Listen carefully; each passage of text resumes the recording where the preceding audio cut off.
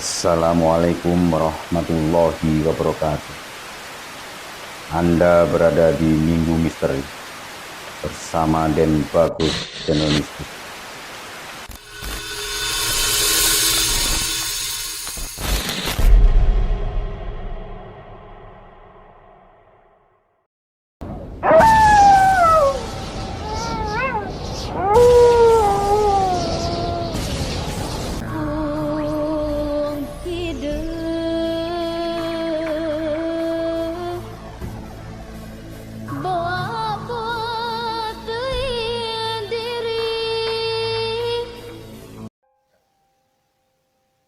Akibat pasang susu. Ada sebuah cerita yang pilu. Cerita ini mungkin tidak seviral cerita pendakian, akan tetapi kisah di dalamnya tidak kalah mengerikan dan menyeramkan. Kisah ini membuat pesan moral yang luar biasa, membuat kita akan berpikir 1000 kali untuk bertindak sebelum semuanya menjadi sebuah penyesalan. Dan sebelum Anda mendengarkan cerita, like, share, dan subscribe dulu. Inilah ceritanya. Dari sebuah pelosok di salah satu perkampungan di Jawa Barat, menjadi saksi persekutuan Yani dengan jin. Dia menjalankan praktek pasang susuk untuk pelaris pekerjaannya sebagai penyanyi tradisional di kampung itu. Yani terlahir bukanlah dari kalangan berada. Ayahnya telah meninggal karena kecelakaan kerja saat menjadi salah seorang pekerja proyek di Bilangan, Jakarta. Dan ketika itu Yani masih berumur 20 tahun dan dia mesti menghidupi ibu dan satu adiknya yang masih sekolah. Ibunya bernama Esih dan adiknya bernama Santi. Ibunya hanya bisa membantu perekonomian keluarga dengan bekerja serabutan, tergantung dari warga yang meminta bantuannya.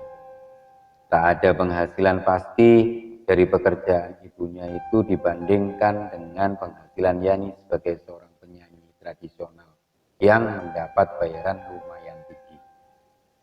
Penampilannya dari panggung ke panggung. Bu, ibu diam di rumah saja ya. Biar Yani yang bekerja cari uang buat ibu sama Sandi. Ucap Yani melihat iba kepada ibunya. Selepas ayahmu tidak ada, keluarga ini jadi tanggung jawabmu, nak. Jawab Bu Esih dengan lirih. Tetapi ibu juga masih ingin, karena ibu adalah pemegang tanggung jawab utama dari keluarga ini setelah ayah. Tapi ibu udah nggak muda lagi, jawab Yani.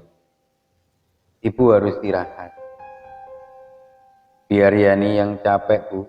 Yani bisa, kata Yani menatap mata ibunya.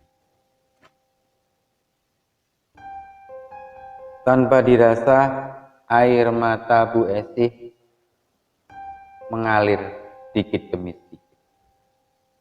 Situasi yang begitu mengharukan di mana sang anak merasa iba kepada ibunya dan menanggung semua tanggung jawab. Bu Esih memeluk Yani, tanda keterpaksaan menyetujui keinginan anaknya itu.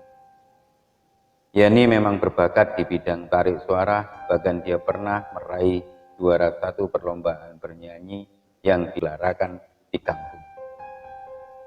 Bakat Yani tercium oleh pemilik grup tembang yang bernama Opik, yang memang saat itu sedang membutuhkan vokalis karena vokalis lama memilih untuk pensiun dini dengan alasan mengikuti suaminya tinggal di Kalimantan. Dan pada akhirnya Yani bergabung dengan grup tembang itu keliling-keliling kampung untuk memenuhi undangan manggung di setiap acara. Pernikahan atau event pentas seni biasa semenjak Yani bergabung, grup tembang itu semakin laris dan laku keras, diundang kemana-mana karena semua pengundang terkesima dengan suara indah si Yani. Dan akibatnya berimbas kepada penghasilan Yani yang lumayan dapat menutupi kebutuhan ekonomi keluarganya, dari mulai membayar tagihan listrik, rumah, sampai membiayai sekolah Sandi bahkan lebih. Kerjamu bagus ya Yan, saya suka. Barusan saya dapat telepon minggu depan, kita dapat undangan ke acara nikahan di Tasik Kota. Kamu siap-siap ya, ucap Opik memuji Yani yang baru turun dari panggung acara HUT salah satu perusahaan dengan sorak-sorai penonton yang memuji Yani. Iya, Yani persiapkan semuanya, jawab Yani dengan senyum sumi. Yani selalu menyambut baik semua undangan yang dia terima karena dengan begitu dia merasa berhasil bertanggung jawab atas keluarganya. Sampai di acara undangan pernikahan di Tasik Kota, Yani manggung seperti biasanya, membawakan lagu-lagu yang membuat semua tamu undangan terkesima dibuatnya. Bertahun-tahun dia alami masa seperti itu sampai suatu ketika ujian bagi grup kembangnya datang. Opik harus bercerai dengan istri, dikarenakan istrinya curiga kepada Opik ada main dengan Yani. Opik memang selalu mendekati Yani jika sehabis manggung, dan kemudian itu yang menjadi alasan sang istri menceraikan Opik.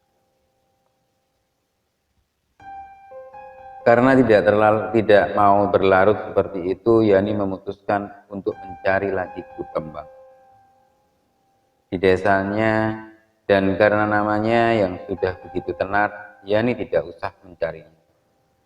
Bahkan ketika terdengar Yani sudah keluar dari grup kembangnya Opik, Yani kini bukan lagi menjadi vokalis biasa.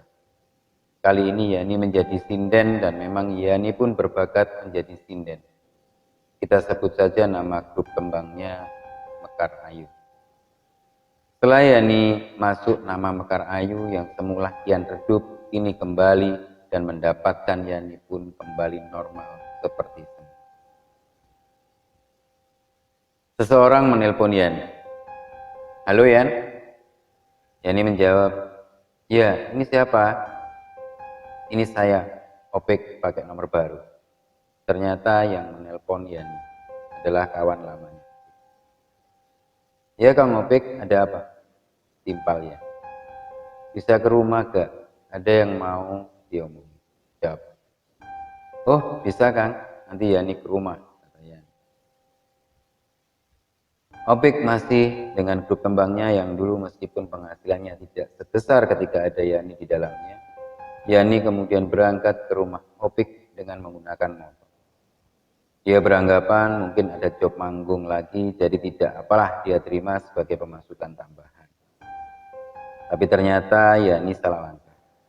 Bukannya job manggung yang Yani dapat, melainkan perilaku tak senonoh yang dilayangkan oleh Opik kepadanya. Opik memperkosa Yani. Yani awalnya menolak, tapi setelah diberi embel-embel imbalan uang dan bujuk rayu yang dahsyat, Yani dengan terpaksa melayani nafsu bejat Opik. Yani yang terpukul karena mahkota kegadisan yang tersangkut terus menangisi apa yang terjadi kepadanya. Sehingga suatu ketika Mekar Ayu kembali merekrut sinden baru yang lebih cantik dibanding Yani. Sekar namanya, pemilik Mekar Ayu. Berharap duet gadis cantik dengan suara mumpuni dapat melambungkan nama Mekar Ayu. Tetapi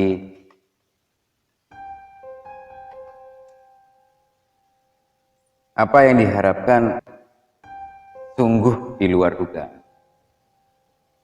Yani merasa minder dengan kehadiran Sekar di dalam tubuh Mekar Ayu.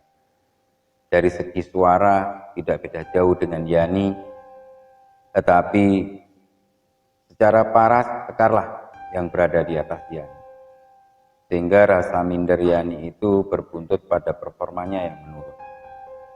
Melihat kondisi itu pun Epul, pemilik kembang Mekar Ayu, sedikit lebih banyak memakai jasa Sekar untuk setiap penampilan.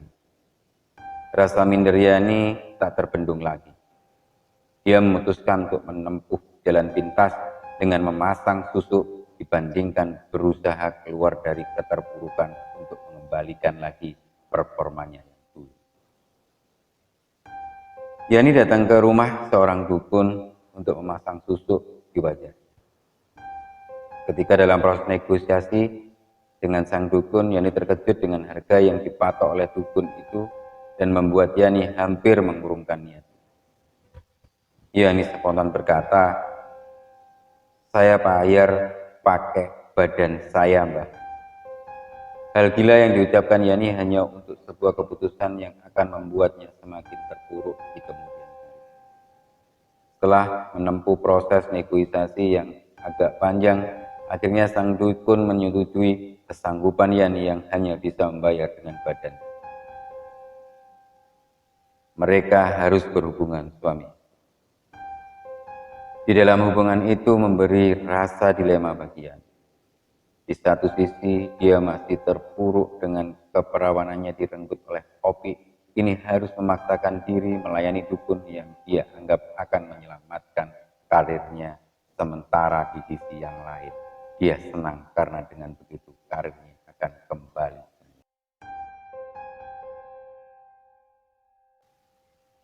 Dan pada akhirnya proses pasang susuk pun dimulai. Susuk itu dipasang hampir di setiap lekuk bagian wajahnya. Singkat cerita, akhirnya proses pasang susuk pun selesai dengan menyisakan sedikit rasa dilema bagi Yani yang berusaha. Yani berusaha untuk mengabaikan dan bersikap itu hal biasa saja. Uang sudah membuatnya kalap, tidak ada lagi rasa kehormatan di pandangannya. Dan apa yang terjadi, ternyata susuk itu bekerja dengan baik dan melambungkan kembali namanya di Mekar Ayu. Epul pun senang dan memposisikan kembali Yani sebagai sinden utama, dan yang terjadi kepada Yani tidak terjadi kepada Sekar. Sekar menerima keputusan Epul dengan menghormati Yani sebagai seniornya, dan Sekar sangat menikmati posisinya saat ini. Setelah pasang susu itu, Yani menjadi peka terhadap hal-hal mistis. Bahkan ketika manggung dia sering melihat kuntilanak berseliweran di atas panggung, atau bahkan sering melihat manusia berkepala babi berkeliaran di sekitaran panggung. Hal itu dibuat biasa oleh Yani karena itu sudah disampaikan oleh Abah Dukun sebagai efek samping jika dia memakai susu. Yani pun sering bermimpi didatangi sosok cantik yang kadang-kadang berubah menjadi sangat mengerikan dengan mulut penuh darah dan pembalut di tangannya. Dan setelah kembali, nama Yani menjadi melambung sebagai seorang penyanyi maupun sinden. Lama-lama terkumpullah pundi-pundi uang di tangan Yani. Karir Yani semakin memuncak sampai-sampai dia bisa membelikan rumah yang baru bagi ibunya dan menguliahkan Sandi di salah satu universitas di kota Bandung. Tepat sebulan setelah membeli rumah barunya, Yani mengalami kecelakaan tertabrak motor yang melaju sedikit cepat ketika dia hendak menyeberang. Stang motor menghantam perut Yani yang membuat Yani terpental sekitar 3 meter. Tidak ada luka yang parah, memang, namun itu berefek 2 minggu setelahnya. Yani sangat merasakan sakit yang luar biasa di perutnya yang mengakibatkan muntah darah. Melihat itu, Ibu Esih bergegas membawa Yani ke rumah sakit untuk dirawat. Yani mengalami pendarahan hebat di perutnya sehingga membuatnya koma selama 2 minggu. Semua tindakan sudah dilakukan tim dokter untuk menolong nyawa Yani, dan semua biaya pengobatan di rumah sakit ditanggung oleh hasil Yani manggung. Setelah 2 minggu itu, Yani tersadar dan bisa dibawa pulang meski kondisinya belum 100% pulih. Seringkali Yani memaksakan diri untuk tetap manggung karena dalam benaknya dia harus bertanggung jawab mencari nafkah untuk keluarganya. Epul pun menyarankan Yani untuk beristirahat sampai kondisinya benar-benar pulih dan tetap dibayar meskipun dengan konsekuensi penghasilannya dipotong. Namun, karena Yani adalah sebetulnya seorang pekerja keras, maka Yani menolak. Dia tetap memaksakan dirinya sampai suatu ketika Yani sedang manggung di daerah dekat rumahnya. Di atas panggung Yani mendadak pingsan. Semua kru Mekarayu panik dan membawanya ke rumah sakit yang memang kebetulan tidak jauh dari area panggung. Setelah sekian lama, dalam kondisi tak sadar, semua orang yang datang dikagetkan dengan Yani yang mendadak terbangun dengan kondisi mulut yang menganga dan mata yang melotot. Urat-urat matanya terlihat jelas memerah, mengerikan seakan mau keluar dari kelopak matanya. Bu Esih panik dan segera mengabari Sandi yang sedang berada di Bandung untuk segera pulang kampung. Yani saat itu seperti sekarat, terus dalam kondisi begitu. Bu Esih sigap memanggil seorang pemuka agama di daerahnya karena dia yakin Yani sudah berada dalam penghujung hidup. Astagfirullah. Ada banyak susuk di wajah Yani ini, kata Pak Jaman, seorang pemuka agama yang dipanggil oleh ibu. Ibu Esi lalu menangis sejadi-jadinya, histeris, seakan tak percaya. Ebel pun tak percaya mendengar informasi itu. Dia hanya beranggapan bahwa Yani telah berhasil mengembalikan performanya karena telah berhasil berjuang dari keterpurukannya akibat bermasalah dengan hobi. Keluarin aja Pak susu. Kasihan anak saya, pinta Bu Esi. Pak Jaman menuruti permintaan Bu Esi itu. Setiap satu susu yang dicabut, mata Yani semakin akan keluar dari kelopaknya. Dan Pak Jaman berkata, jinnya beraksi. Dia lagi meringis kesakitan di atas lemari. Sambil menunjuk ke arah lemari di pojok ruangan. Dan memang di pojok ruangan terdapat lemari baju yang lumayan besar. Dan dari tadi Ipul berada di sana memang merasakan merinding yang hebat. Bu Esi terus membimbing Yani agar bisa mengucapkan 2 kalimat syahadat. Tapi mulut Yani seakan terkunci dalam kondisinya yang menganga. Yani tidak bisa mengucapkan 2 kalimat syahadat sampai akhirnya semua susuk dikeluarkan. Dan Yani menghembuskan nafas terakhir.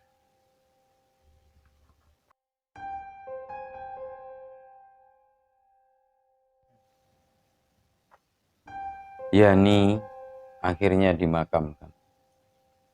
Baru mendengar kabar bahwa Yani memakai susuk, warga mulai menyebarkan gosip tak sedap mengenai Yani di sekitaran kampung. Apalagi ada desas-desus kalau arwah Yani gentayangan menghantui warga kampung. Minah misalnya, dia mengaku pernah dihantui sosok seorang Yani ketika mandi. Kisahnya waktu itu Minah sedang mandi di waktu sore hari menjelang maghrib. Dalam kamar mandi, Minah bersenandung, menyanyikan lagu. Ketika sedang asik bernyanyi, Minah dikagetkan dengan suara nyanyian yang entah dari mana datangnya. Itu suara dari luar ya, gumam Minah. Suara nyanyian itu semakin jelas terdengar seperti seorang yang sedang mengalunkan lagu Sunda. Bulu kuduknya merinding karena dia yakin suara itu bukanlah dari luar melainkan dari dalam kamar mandi.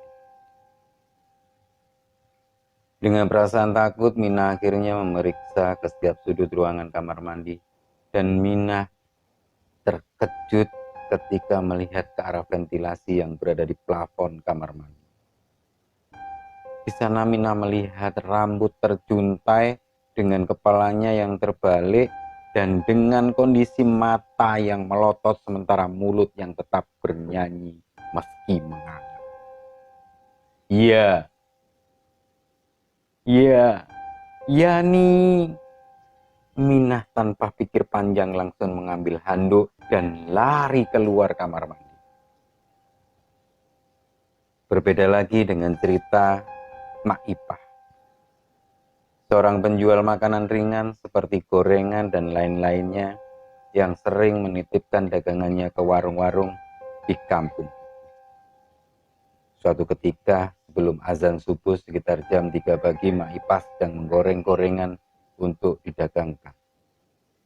Mendadak Mak Ipah mencium seperti telur busuk dari arah pintu dapur yang langsung mengarah keluar ke belakang rumah. Mak Ipah lalu memastikan ke setiap bahan baku dagangannya agar tidak ada yang busuk. Dan memang bahan baku dagangannya aman-aman saja. Semua tidak ada yang busuk sama sekali. Maipah curiga ini pasti ada yang tidak beres. Seketika itu, lalu menghampiri pintu dapur untuk membuka. Perlahan Maipah membuka pintu dapur itu dan dia terkejut dengan sesosok wanita berpakaian sinden seperti apa yang dikenakan Yani ketika Posi terakhir meninggal dunia. Sedang berdiri di dekat pohon mangga yang ada di belakang rumahnya dengan rambut terurai acak-acak. Dan apa yang dilihat Mak Ipah tidak cukup hanya dari saat itu saja. Mak Ipah melihat matanya masih melotot dan mulut yang menganga. Sosok Yani lalu menggerakkan kepalanya patah-patah. Mak Ipah sontak membanting pintu. Brak! Dan mengurungkan niatnya untuk berdagang hari itu. Setelah kejadian itu, Mak Ipah mengalami demam selama 1 minggu dan selama itu juga Mak Ipah tidak dagang. Ada lagi cerita seorang pemuda bernama Dodi. Dia adalah teman SD Yani yang sekampung dengannya dan sedang bertugas di kota Indramayu. Ketika itu Dodi pulang kampung dengan mengendarai motornya. Dodi tiba di kampung itu malam hari dan tidak seperti biasanya. Warung Mang Gandhi yang awalnya selalu buka jika malam hari kala itu tutup. Jadi tidak menaruh curiga sama sekali karena padahal Mang Gandhi menutup warungnya lebih awal karena ketakutannya yang akan mitos arwah gentayangan. Iya. Di dekat gerbang desa Dodi melihat ada seorang wanita yang sedang duduk di kursi depan pos ronda. Dodi mengenali wanita itu. Dia adalah Yani. Dodi tidak tahu Yani telah meninggal sehingga dengan santainya dia memberhentikan motornya dan menghampiri Yani lalu bilang, "Yan, ngapain sendirian di sini? Kamu habis manggung dari mana? Kok baju kamu kotor gitu?" "Manggung di Ciamis," kata Yani dengan pelan. "Oh, mana peralatan kamu? Kok gak ada?" tanya Dodi. "Anterin aku pulang kan?" Tanpa basa-basi, Yani langsung duduk di belakang motor Dodi. Dodi yang tak menaruh curiga sedikit pun lantas mengantar Yani ke rumahnya. Di tengah perjalanan, Dodi melihat Irman temannya sedang bermain gaple di pos ronda di dalam desa. "Hei Man," Dodi menyapa Irman. Dot, baru pulang kamu?" tanya Irman. "Iya nih, sekalian mau antar Yani ke rumahnya," sambil tertawa kecil, kata Dodi sambil menunjuk ke arah belakang motornya. Mendengar perkataan itu, Semua orang yang ada di pos ronda mendadak memperhatikan Dodi dan Irman, lalu melihat ke belakang motor Dodi. Di sana Irman melihat sosok Yani dengan mata melotot, mulut menganga, dan wajah yang penuh darah bekas sayatan. Irman dan semua orang di pos ronda menahan kaget karena mereka tidak mau Yani malah mengganggu balik mereka. Dengan inisiatif masing-masing sembari menahan rasa takut, semua orang di sana tanpa basa-basi meninggalkan pos ronda dengan sedikit terburu-buru. Dan Irman hanya mampu memberi isyarat memuramkan wajahnya kepada Dodi. Dia tidak ingin memberitahu Dodi saat itu juga karena takut Yani mendengarnya. Dodi sempat curiga dan bertanya, "Kenapa kamu, Man?" Melihat Irman memuramkan wajah. "Ya udah, aku duluan," kata Irman dengan sedikit mencubit bau Dodi. Irman lantas meninggalkan Dodi. Dia sedikit terheran kenapa Irman seperti ketakutan. Dodi tidak berpikir panjang, dia lantas mengantarkan Yani ke rumahnya. "Assalamualaikum," ketuk Dodi di depan pintu rumah Yani. "Waalaikumsalam," terdengar suara sepuh dari rumah yang mana itu adalah Bu Esi. "Bu, ini saya anterin pulang. Tadi saya ketemu di gerbang desa. Dia lagi sendirian," jelas Dodi. "Masuk," kata Bu Esi dengan berbisik. "Dot, Yani udah nggak ada," ungkap Bu Esi sambil menahan tangis. Dan Dodi merasa mengantarkan Yani. Dan Dodi bertanya, "Tapi tadi saya jelas-jelas bawa Yani, Bu," ungkap Dodi meyakinkan Esi. "Akhir-akhir ini memang banyak gosip arwahnya Yani gentayangan ke warga. Mungkin kamu salah satu korbannya," kata Bu Esi. Penjelasan Bu Esi itu membuat Dodi seperti tersambar petir. Dia pun berpikir mungkin hal inilah yang membuat Irman dan semua orang di pos ronda kabur tanpa pamit. Rasa takut dan rasa sedih bercampur jadi satu. Dia lantas berpamitan kepada Bu Esi untuk segera pulang ke rumahnya. "Makasih ya," tertawa. Dan tertawa itu seperti tertawa kuntilanak. Suara itu terdengar melayang ketika Dodi memarkirkan motor di depan rumah. Mendadak Dodi merasa merinding dan bergegas memasukkan motor ke rumah. Tak pikir panjang, Dodi langsung masuk ke kamarnya untuk mengobati rasa takutnya yang digentayangi oleh Yani.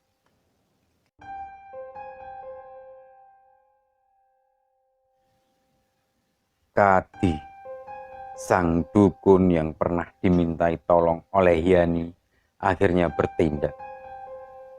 Ia sembunyi-sembunyi mengintai arwah Yani yang tengah meneror warga.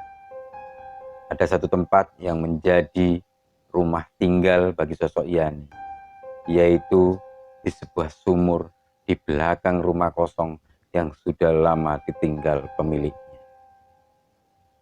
Rumah itu kebetulan berjauhan dengan rumah warga lainnya. Kondisi sekitarnya pun sudah dipenuhi ilalang. Sunyi, lembab, bau usang sudah tercium dari rumah itu. Malam Jumat Kliwon jadi incaran Kadi untuk menangkap sosok jin yang menyerupai Yani itu. Dia akan memanfaatkannya untuk praktek pengasihan bagi pasiennya yang ingin meningkatkan performa suaranya di panggung ketika bernyanyi atau untuk menarik lawan jenisnya. Tanpa diketahui oleh warga lain, Kadi mengendap masuk ke dalam kerumunan ilalang yang menghadang.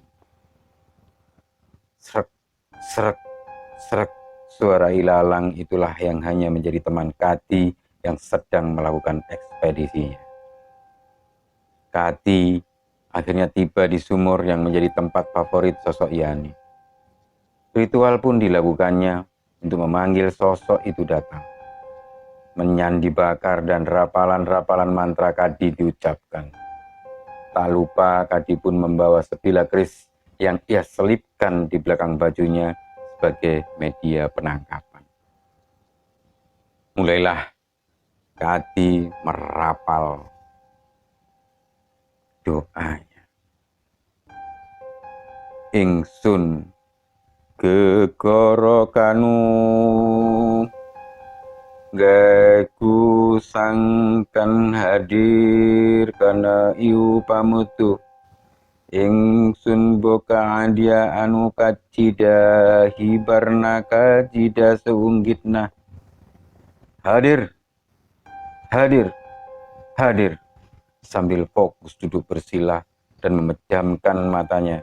Mantra itu diucapkan oleh Kadi. Katrol sumur bergetar.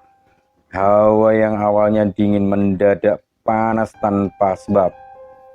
Dari dalam sumur muncul perlahan sosok wanita berambut panjang acak-acakan dengan bajunya yang sudah lusuh. Sosok itu tertunduk, tidak memperlihatkan wajahnya, hanya saja kepalanya terus bergerak patah-patah ke kanan dan ke kiri. Menyadari sosok Yani sudah hadir, Kadi lantas mengambil keris yang ia simpan di belakang bajunya dengan cepat lalu mengarahkannya ke sosok Yani. Gerakan kepala sosok itu semakin cepat. Badannya condong ke depan, seakan tertarik oleh sesuatu. Akhirnya, sosok itu pun masuk ke dalam keris sehingga membuat Kadi tersenyum menyeringai bangga karena ritualnya telah berhasil. Praktekku bakal laris, pikir Kadi. Tawa Kadi menggelegarkan seisi rumah kosong. 2 minggu sudah, warga tidak menerima teror dari Yani.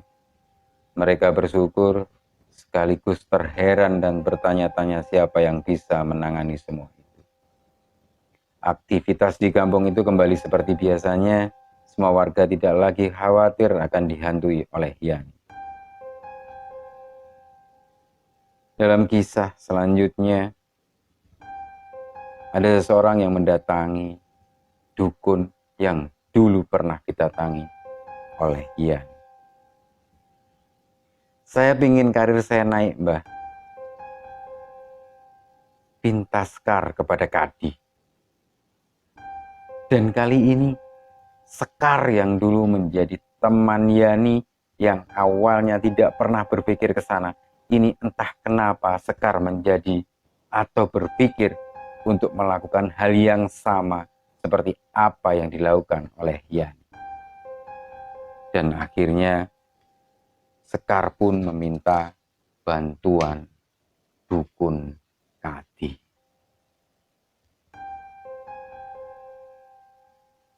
Suara Paro itu pun menggema seisi ruangan praktek sang dukun. Ada yang berbeda dari suara Sekar. Suaranya tidak sebagus sebelumnya. Sekar adalah ibu rumah tangga yang sudah berumur 30 tahun. Kecantikan parasnya yang alami memang selalu menyihir siapapun yang bertemu dengannya. Terlebih ketika Sekar beratas di atas panggung. Sepindang Kristen Kalyani, tidak ada perubahan yang berarti bagi Mekar Ayu. Grup tembang itu tetap dalam performa terbaiknya. Semua itu tak lepas dari peran Sekar yang semakin menonjol. Sekar adalah seorang single parent. Dia menghidupi satu orang anaknya yang sudah menginjak kelas 4 SD. Yuda namanya. Yuda ditinggal oleh ayahnya ketika dia masih kelas 1 SD. Ayahnya menerima serangan jantung di sebuah toko ketika dia akan membelikan Yuda mainan sesuai kesukaannya. Dan sepeninggal suaminya, Sekar banting tulang untuk menghidupi sang buah hatinya. Menjadi buruh jahit sudah ia jalankan. Dan sebelum akhirnya menjadi bagian dari Mekar Ayu. Karena menyanyi, khususnya nyinden adalah kepiawaian seorang Sekar. Beberapa genre musik sudah Sekar kuasai. Bukan hanya genre tradisional, akan tetapi genre seperti pop dan dangdut sudah Sekar kuasai. Mah, Aa berangkat sekolah ya. Suara mungil Yuda berpamitan kepada Sekar. Iya, hati-hati ya, jawab Sekar berharap anaknya kelak menjadi seorang yang berhasil. Ini bekalnya. Sekar memberikan Yuda uang jajan. Langkah kaki malaikat kecil Sekar pergi meninggalkan rumah untuk menimba ilmu di sekolahnya. Yuda adalah satu-satunya harapan Sekar untuk tetap menjalani hidup. Tepat di depan rumah Sekar terdapat toko elektronik milik kakak Sekar, Wandi namanya. Sepulang sekolah, Yuda selalu main di toko uanya. Wandi sudah menganggap Yuda seperti anak sendiri. Suatu hari, salah satu tetangga Sekar ada yang meninggal dunia. Ketika itu, Yuda sedang berada di toko. Seperti biasa, ketika ada rombongan pengantar jenazah yang hendak ke makam melewati toko, Wandi keluar untuk melihat kondisi. Otomatis, Yuda pun mengikuti Wandi keluar toko. Melihat keranda yang digotong oleh warga, Yuda menepuk tangan Wandi lalu berkata, "Yuda, wak, kalau Yuda ada di dalam sana, dianterin banyak orang kayak gitu gimana ya?" Sambil menunjuk ke arah keranda. Yuda mengucapkan perkataan yang membuat Wandi kaget. "Hus, jangan ngaco kamu. Udah, masuk toko sana." Wandi sedikit menghentak. Teringat perkataan Yuda yang spontan karena melihat keranda, ia lantas melaporkannya kepada Sekar ketika Sekar menghampiri toko untuk meminta Yuda pulang karena hari sudah sore. "Kar, anak kamu tuh tadi ngomong yang enggak," kata Wandi. "Ngomong apa, Kang?" tanya Sekar. "Tadi dia ngomong sambil nunjuk keranda, katanya, Wak, kalau Yuda ada di sana dianterin banyak orang gimana ya?" jawab Wandi. Sekar menoleh sedikit ke arah Yuda yang sedang melamun melihat ke arah luar toko. "Ah, itu mah iseng aja mungkin, Kang," ucap Sekar menenangkan Wandi. "Ya udah, ikut Mama Gi, mandi dulu sana," pinta Wandi kepada Yuda. Dan Yuda akhirnya pulang. Wandi masih terngiang dengan apa yang diucapkan Yuda tadi siang. Dalam benaknya mungkin akan terjadi hal yang tidak beres. Tapi setelah dipikir-pikir, omongan Sekar ada benarnya juga. Mungkin itu hanyalah keisengan anak-anak belaka.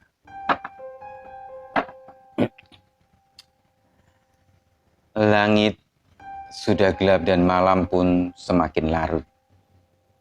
Mendung menyelimuti udara malam itu. Hening, sunyi, sepi, seakan menjadi tanda akan terjadi hal yang menyayat hati. Sekar menanyakan kepada Yuda mengapa ia bisa berkata aneh tadi siang. "Tadi siang kenapa kamu ngomong kayak gitu, Nak?" tanya Sekar. "Yuda pengen tahu aja rasanya, Mak," jawab. Yuda melanjutkan ucapannya. "Kalau Yuda ada di dalam keranda itu, Mama ikut nganter ke?" Sekar tersentak kaget mendengar apa yang ditanyakan Yuda. Lantas ia menghentikan pembicaraan, kemudian menyuruh anaknya untuk tidur. Yuda hanya menurut apa kata ibunya. Ia lantas tidur sementara Sekar masih melamuni apa yang terjadi pada Yuda. Jarang-jarang dia seperti itu. Masih dalam lamunannya, tak terasa Sekar pun akhirnya tertidur. Matahari mulai terbit menampakkan sinarnya dari timur, pertanda pagi telah tiba. Awan mendung masih betah berada di langit ketika itu. Seakan-akan bergabung dengan keadaan. Hari itu tepat hari Minggu. Biasanya Sekar mengajak Yuda main ke salah satu pusat perbelanjaan. Namun melihat kondisi langit yang mendung, Sekar pun mengurungkan niat. Setelah semua pekerjaan rumah selesai, ia pun menghampiri toko Wandi di seberang jalan dengan mengajak Yuda. Daripada bosan di rumah, mending nongkrong dulu aja, pikir Sekar. Seperti biasa, Yuda langsung masuk ke dalam toko dan menghampiri etalase toko dari dalam. Sementara Sekar memilih berada di luar, duduk di sebuah kursi panjang yang dikhususkan untuk pelanggan yang antri. Wandi melayani pelanggan yang membeli peralatan elektroniknya karena pelanggan meminta barang yang tidak ada di etalase. Wandi terpaksa harus mengambil barang itu ke belakang toko yang jaraknya agak lumayan. Dan ketika Wandi berada di belakang toko, entah kenapa Yuda sudah berdiri dengan obeng di tangannya. Entah iseng atau penasaran, dia menancapkan obeng itu ke lubang terminal listrik yang ada di atas etalase toko. Dan tentu saja kena asan, posisi pemagangannya bukan tepat pada pegang obeng. Akan tetapi berada pada patang besi obeng tersebut. Yuda tersenyum, bukannya ia lepas pegangannya, malah makin kuat seakan kaku dibuat. Sekar yang melihat itu terkejut lalu berusaha menyelamatkan Yuda. Salahnya Sekar malah memegang tangan Yuda secara langsung. Alhasil, Sekar malah ikut tersenyum. Keduanya lantas pingsan dan tak sadarkan diri. Kejadian itu berlangsung begitu cepat. Pelanggan toko yang sedari tadi hanya bisa diam terpaku melihat kejadian itu berteriak minta pertolongan. Wandi pun bergegas ke depan toko untuk melihat apa yang terjadi. Melihat keponakan dan adiknya terkapar, ia lantas mengantar keduanya ke rumah sakit. Masih ada nafas dari keduanya. Meskipun lemah, Wandi cemas, perasaannya campur aduk. Ia kembali terngiang perkataan Yuda kalau Yuda ada di dalam sana. Randa yang dimaksud, gimana ya rasanya? Tak terasa air matanya berlinang. Ia tidak mau keponakannya yang sudah ia anggap sebagai anaknya sendiri itu meninggal mengenaskan. Sampainya di rumah sakit, Yuda dan Sekar bergegas dibawa ke UGD untuk ditindak lebih lanjut. Wandi hanya berharap nyawa mereka berdua terselamatkan.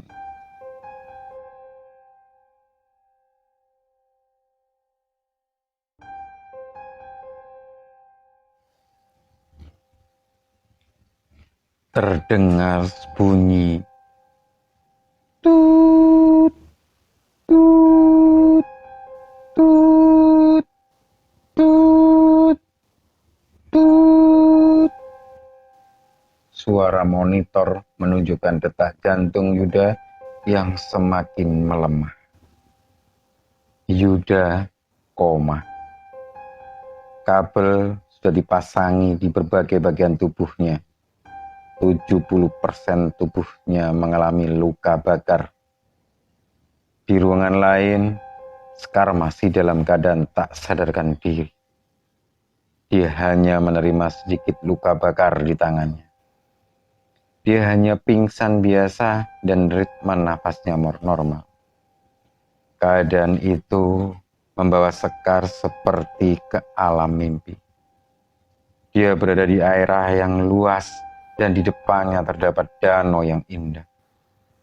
Sekar memicingkan matanya melihat ke arah danau itu. Di sana terdapat perahu yang seperti ada sosok yang ia kenal. Yuda. Iya, betul. Itu adalah Yuda. Dia sedang duduk di pinggiran danau tak jauh dari perahu itu sambil melingkarkan tangannya di kedua lutut. Sekar menghampiri Yuda dengan sedikit berlari. Yuda, kamu baik-baik saja. Alhamdulillah, ucap Sekar mengekspresikan rasa syukurnya. Lantas dia memeluk Yuda dengan erat. Yuda pun tak berkata apa-apa. Ia hanya tersenyum menandakan kebahagiaan bisa melihat ibunya. Maafin Yuda ya, Mah. Yuda suka bikin Mama kesel, ucap Yuda dalam senyumnya. Mendengar perkataan itu, air mata haru Sekar tak bisa terbendung. Ya udah, Mama maafin. Dan selalu Mama maafin, ucap Sekar dalam tangisnya. Mama jangan menangis, nanti kalau nangis cantiknya hilang dong. Yuda berkata begitu sambil melepaskan pelukan Sekar. Rayuan Yuda membuat Sekar seketika tersenyum dalam tangisannya. Yuda mau naik perahu dulu ya, Mah. Yuda mau nyusul ayah. Ayah udah nungguin Yuda di seberang danau itu. Lanjut Yuda. Mama nggak boleh ikut, tanya Sekar. Mama di sini aja dulu. Biar Yuda aja dulu yang kesana nemuin ayah. Yuda pun melangkah menuju perahu itu.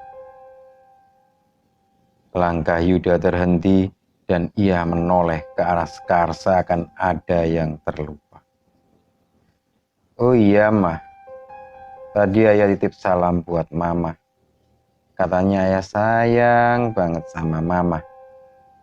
Yuda juga sayang sama Mama. Yuda melanjutkan langkahnya untuk sampai ke perahu itu dan menaikinya. Yuda, Yuda, jangan pergi Yuda, teriak Sekar yang ingin menggadang Yuda. Yuda kembali menoleh kepada Sekar hanya dengan senyuman manis dan lambaian tangannya yang menandakan perpisahan. Sekar pun berlari ke arah danau untuk meraih perahu itu. Tapi perahu itu semakin menjauh dan Sekar pun tidak dapat menjangkaunya lagi karena air yang semakin dalam. Sekar menangis jadi-jadinya. Ia meneriaki nama Yuda sehingga membangunkannya dari keadaan tak sadar di ruangan rumah sakit. Yuda tak berkata apa-apa. Ianya tersenyum menandakan kebahagiaan bisa melihat itu.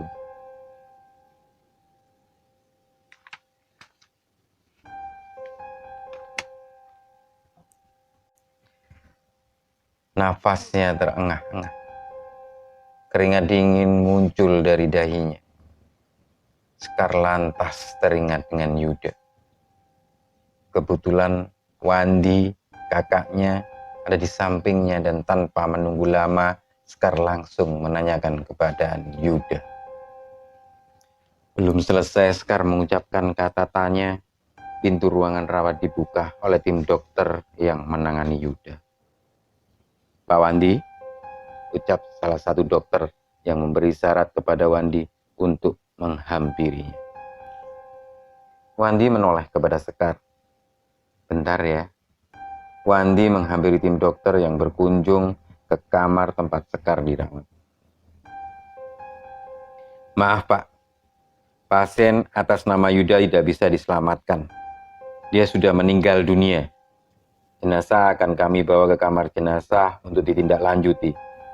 Terang salah satu dokter yang membuat Wandi terkejut. Keterkejutan dan rasa sedih yang ia dapatkan sedikit ia tahan karena melihat Sekar yang baru saja siuman. Iya dok, makasih ya dok.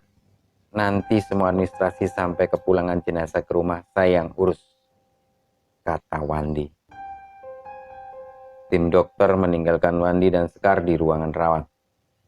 Wandi tertunduk lesu, duduk di kursi yang ada di ruangan itu. Perasaan campur aduk itu berusaha ia tahan namun tak bisa. Seketika Wandi terngiang kata-kata Yuda ketika melihat keranda. Benar, itu adalah firasat dari Yuda kalau dia akan meninggalkannya untuk selama-lamanya. Tangisannya pun tak berbendung. Sekar yang masih ada di atas ranjang seakan mengetahui maksud dari tangisan Wandi. Sekar mengetahui itu dari firasat yang ia dapat dari mimpinya ketika berada dalam keadaan tak sadarkan diri. Yuda meninggal, Kang? Tanya Sekar dengan namanya yang semakin memburu. Sekar teriak histeris hingga tak bisa mengontrol dirinya sendiri. Ia menarik selang infusan sampai tercabut lalu berlari ke arah luar ruang. Wandi yang berada di dekat pintu keluar menahan Sekar untuk menyabarkannya. Sekar merontah tak karuan. Ia sangat terpukul ditinggal anak semata wayang. Dalam pelubangan Wandi, Sekar pingsan. Ia lalu dibawa ke atas ranjang untuk diistirahatkan.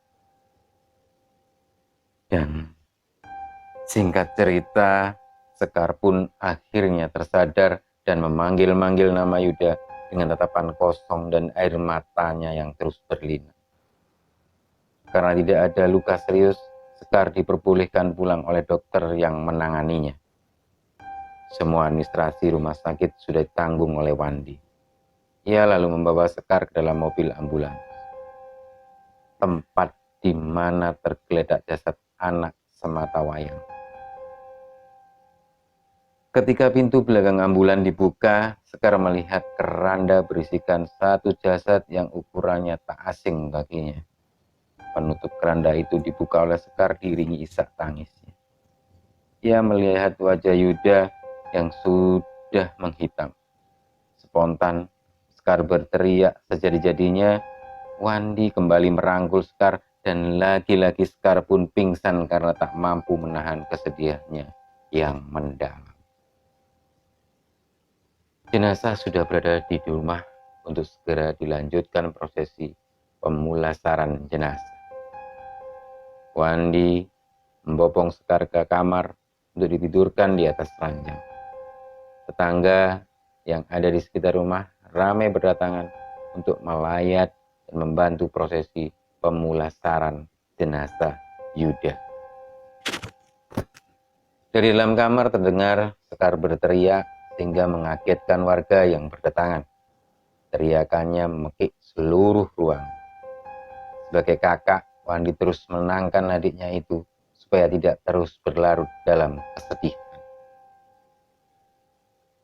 Syukur alhamdulillah, akhirnya Sekar bisa ditenangkan dan sudah bisa sedikit menerima meskipun tangis masih menghiasi wajahnya. Mengetahui jenazah anaknya yang akan segera dimakamkan, Sekar beranjak menghampiri lemari untuk mengambil kain tudung hitam miliknya lalu keluar dari kamarnya. Wandi tak bisa menahan.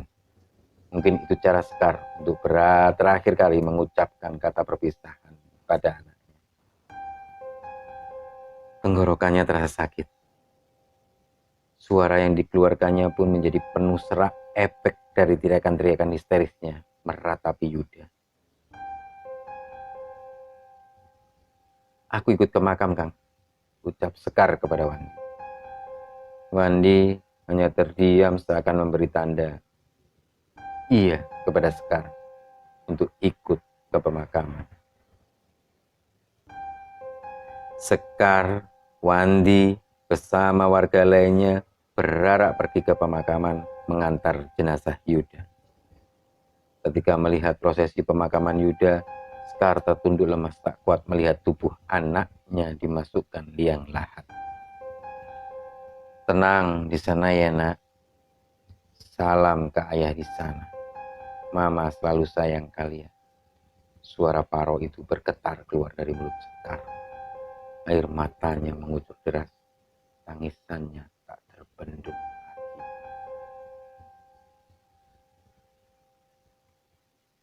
Dan berjalan 7 hari, sesudah Yuda meninggalkan Sekar. Kini ia hidup sendiri hanya ditemani sepi di rumahnya.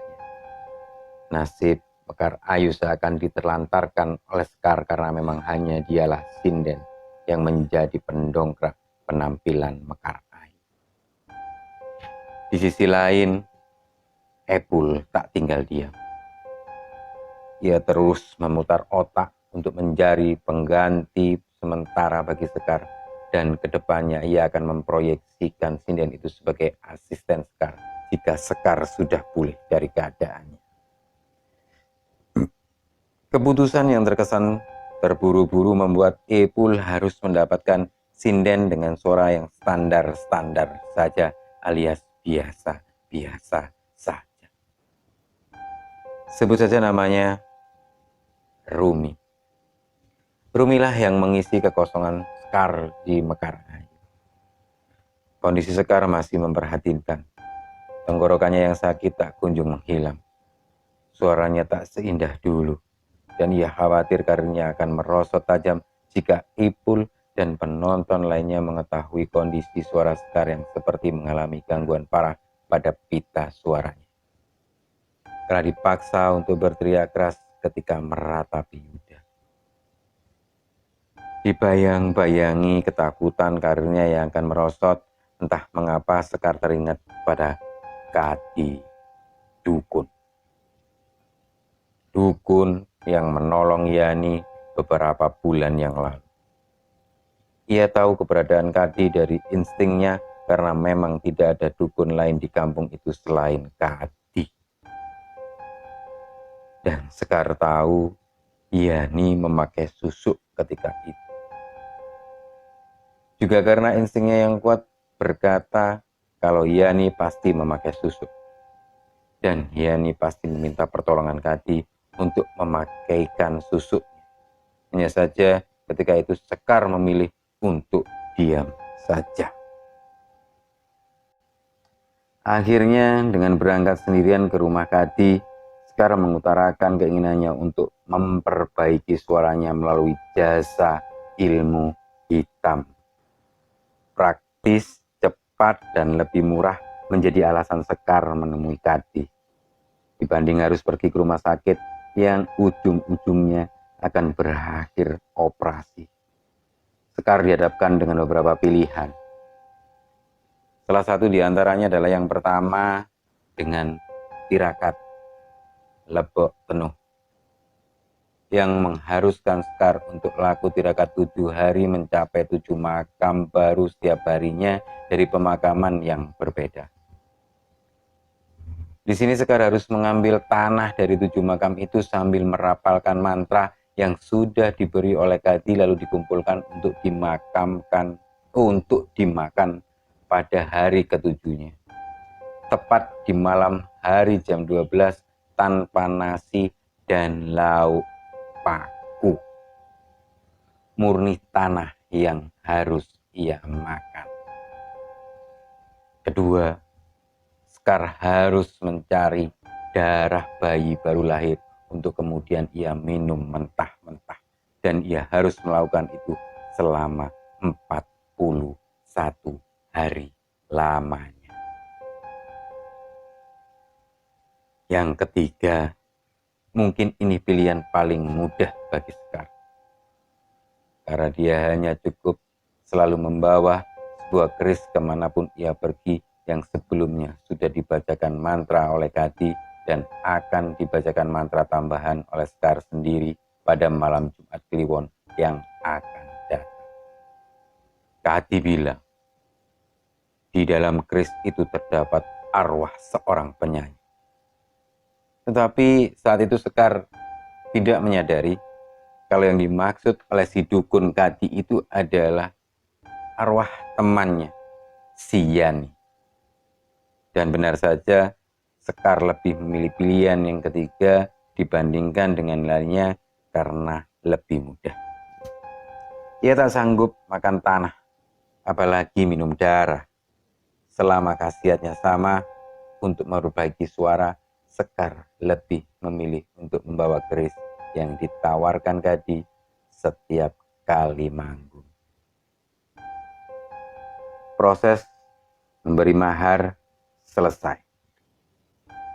Keris mulai dibaca-bacakan sesuatu oleh Kadi sebelum diberikan kepada Sekar. Mantra khas pun sudah Sekar hafalkan sebagai ajian khusus untuk menyembuhkan suaranya yang berubah. Dalam artian, si Sekar sudah selesai melakukan rangkaian ritual untuk tujuannya. Sesampainya di rumah, Sekar meletakkan keris itu di dalam laci. Ia menunggu malam Jumat Kliwon yang akan datang besok malam. Dengan perasaan yakin, Sekar mematikan lampu kamar. Duduk bersila sambil mengacungkan kerisnya ke langit dengan kedua tangannya, lalu membacakan mantra yang diberikan oleh Kadi. Ingsun gegara kanunggangu sangkan hadir kono pamentu. Ingsun boga dia anu kacida ibarna kacida seungitna. Dua kali mantra itu dinyanyikan oleh Sekar sesuai petunjuk dari sang dukun Kadi. Mantra itu harus dibaca 2 kali dan Kadi berpesan siapapun yang membaca mantra itu 2 kali maka sosok menyeramkan yang menghuni tempat berdiam diri si pembacanya akan hadir dalam mimpi atau kenyataan. Setelah Sekar membaca mantra pemanggilan itu, Sekar melanjutkan membacakan mantranya. Mantra yang selanjutnya ini dimaksudkan untuk mengikat maksud Sekar dengan penghuni keris itu.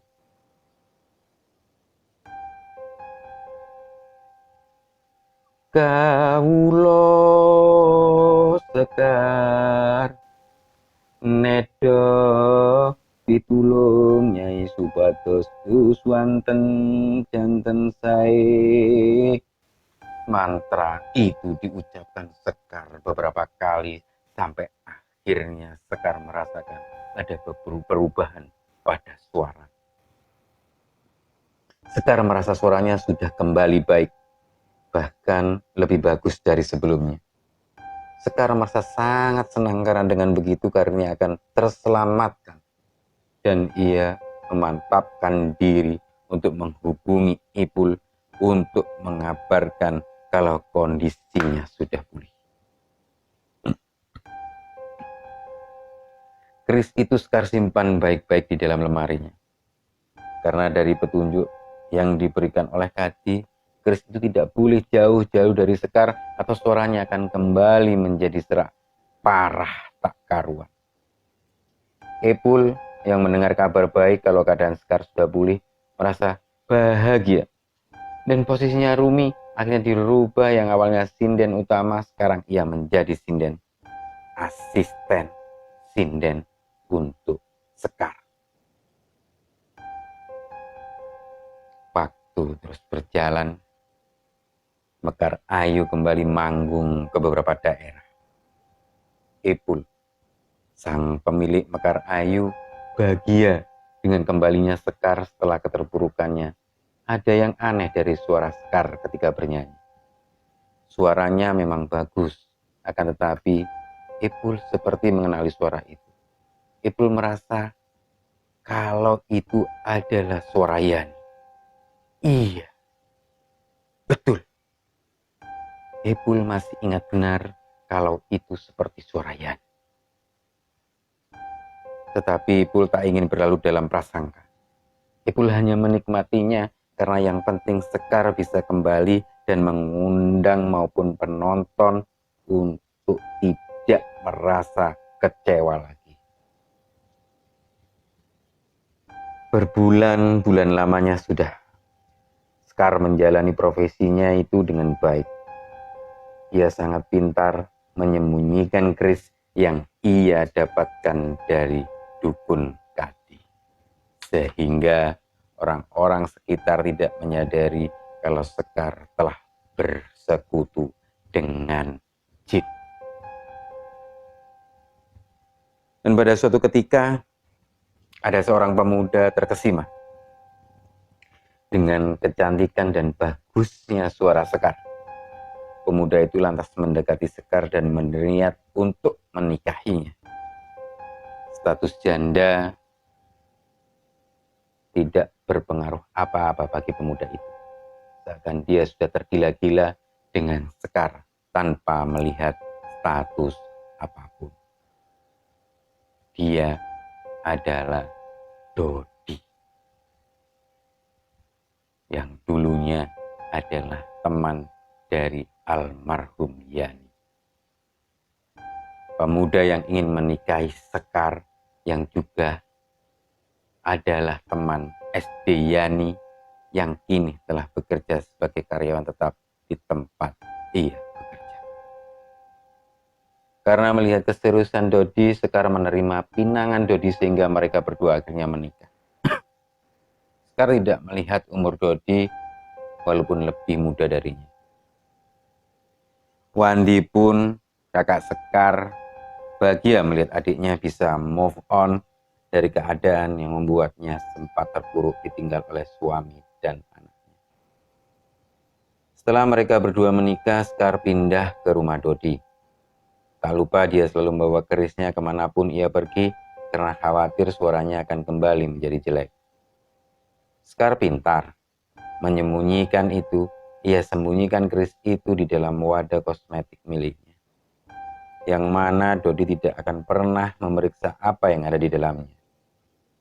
Sekar dan Dodi menjalani rumah tangga dengan baik sampai akhirnya keduanya dikaruniai seorang anak laki-laki yang lucu yang diberi nama Yuda. Ya, Sekar tidak akan pernah lupa dengan anaknya yang meninggal di rumah sakit akibat tersetruk. Sehingga ia namai anaknya hasil buah cintanya dengan Dodi dengan nama yang sama, yaitu Yuda. Sekar masih termasuk bagian dari Mekar Ayu, meski kesibukannya bertambah. Sekar tidak pernah mengeluh karena ia ingin mencari penghasilan tambahan, dan dengan keputusan Sekar masih menjadi sinden Mekar Ayu itu pun Dodi merestuinya. Sampai akhirnya Dodi harus menetap di Indramayu karena tuntutan pengerjaannya. Sementara Sekar harus merelakan dirinya keluar dari Mekar Ayu dan posisinya digantikan oleh Rumi. Dan dalam perjalanan menuju Indramayu, Sekar mendapat masalah baru. Ia harus kehilangan keris yang ia pakai untuk mengobati suaranya ketika sedang memeriksa wadah kosmetiknya.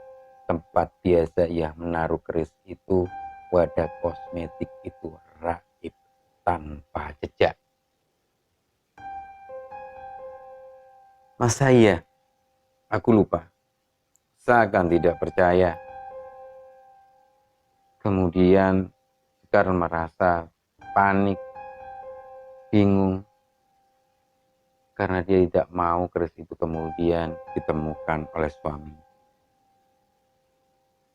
Melihat istrinya yang bingung, Dodi terus bertanya, "Kenapa, Say?" Tanya Dodi yang melihat gerak-gerik aneh dari Sekar. "Gak apa-apa kok, Kang," jawab Sekar. "Aneh, suaranya masih tetap bagus padahal keris itu sudah hilang. Entah kemana, tapi itu hanya sementara." Sesampainya di Indramayu dan hendak turun dari mobil, seketika itu suara Sekar berubah.